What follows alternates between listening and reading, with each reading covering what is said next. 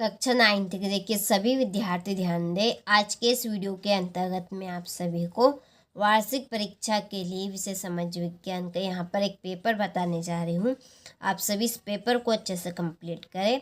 चलिए तो बढ़ते हैं हम प्रश्नों की ओर। तो देखिए पहला प्रश्न यहाँ पे दिया गया है कि कर्क रेखा किस राज्य से नहीं गुजरती है। तो आपके सामने 4 ऑप्शन है, इसका आंसर रहेगा आपका उड़ीसा। दूसरा प्रश्न है कि ग्रीष्म ऋतु में उत्तरी मैदानों में बहने वाली पवन को निम्नलिखित में से क्या कहा जाता है। तो इसका आंसर है लो। तीसरा है भारत में सबसे कम जनसंख्या घनत्व वाला प्रदेश है। तो इसका आपका आंसर रहेगा अरुणाचल प्रदेश। ठीक है। और चौथा है हिटलर के प्रचार मंत्री थे कौन। इसका आंसर रहेगा ग्लोबल्स। इसके बाद में है 5वां कि लोकतंत्र जनता द्वारा तथा जनता के लिए शासन है। लोकतंत्र की यह परिभाषा निम्न द्वारा दी गई। किसके द्वारा? अब्राहम लिंकन के द्वारा। इसके बाद में है 6ठा प्रश्न कि पालमपुर गांव में कितने प्राथमिक विद्यालय है। तो इसका आंसर है 2। ठीक है।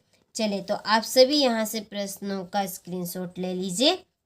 अब हम बढ़ते हैं रिक्त स्थान की ओर। तो देखिए पहला रिक्त स्थान है भारत के कोरोमंडल तट पर सर्वाधिक वर्षा डेडेस माह में होती है। तो कौन से? अक्टूबर से नवंबर।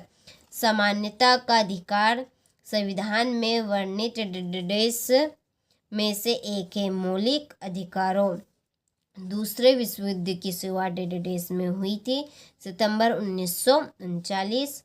इसके बाद में है नागरिकों का प्रतिनिधि चुनने का अधिकार डेडेस कहलाता है। मता अधिकार और कृषि एवं मछली पालन प्राथमिक क्षेत्र में संबंधित है।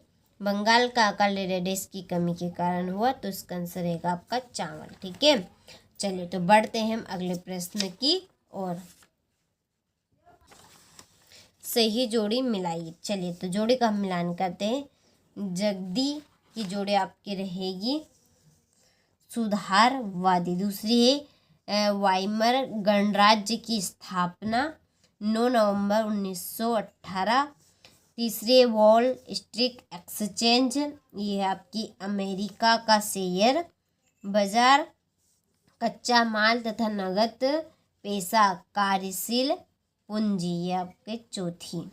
5वीं है चीन की जोड़ी आपकी रहेगी राष्ट्रीय जन संसद और राष्ट्रीय खाद्य सुरक्षा अधिनियम, ये 6ठी जोड़ी। ठीक है।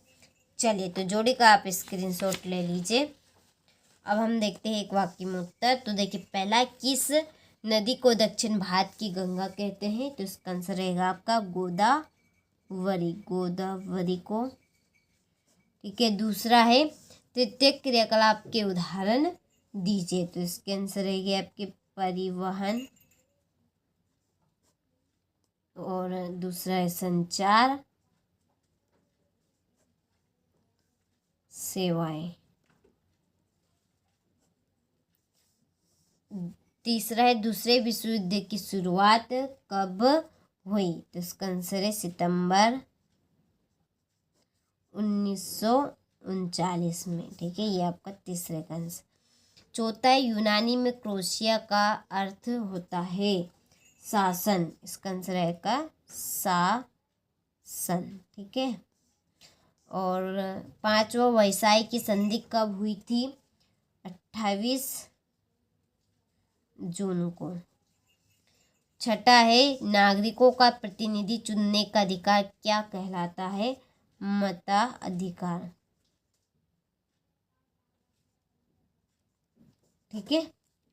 चलिए तो यहाँ से आप स्क्रीनशॉट ले लीजिए और कंप्लीट कर लीजिए। अब देखते हैं हम सत्य और असत्य। तो देखिए पहला है कि भारत में जनसंख्या का वितरण समान है। तो ये आपका असत्य है। दूसरा है केरल में प्रति 1000 पुरुषों पर महिलाओं की संख्या 995 है।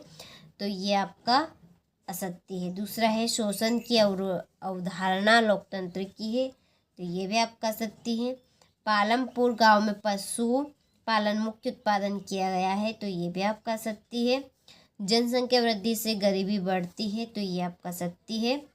और 6ठा संपन्न लोग भी आपदाओं के लिए के समय खाद्य की दृष्टि से असुरक्षित हो सकते हैं, तो ये आपका सत्य है। ठीक है, तो चलिए यहाँ से आप स्क्रीनशॉट ले लीजिए और कंप्लीट कर लीजिए। अब बढ़ते हैं हम प्रश्नों की ओर। तो देखिए छठा प्रश्न है कि कब और किस नहर के खुलने से भारत और यूरोप के बीच की दूरी कम हो गई। इसके बाद में सातवां व्यापारिक पौने किन्हें कहते हैं। आठवां है वनों के दो महत्व लिखिए। भारत के दो औषधि पौधों के नाम एवं गुण लिखिए। जीविका संकट प्राचीन राजतंत्र के दौरान फ्रांस में काफ़ी आम थे, स्पष्ट कीजिए।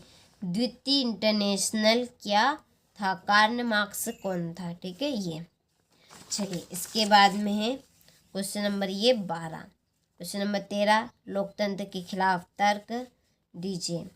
क्वेश्चन नंबर 14, 15, 16 है तृतीय क्षेत्र से आप क्या समझते हैं। जर्मनी पर आर्थिक मंदी के प्रभाव की व्याख्या कीजिए। क्वेश्चन नंबर ये 18, 19, ये 20 रहा आपका। ये 21 भारत के मानचित्र में निम्नलिखित को दर्शाइए। और 22वां प्रश्न संस्कृति तथा शिक्षा संबंधी अधिकार पर एक संक्षिप्त टिप्पणी लिखिए। और 23वां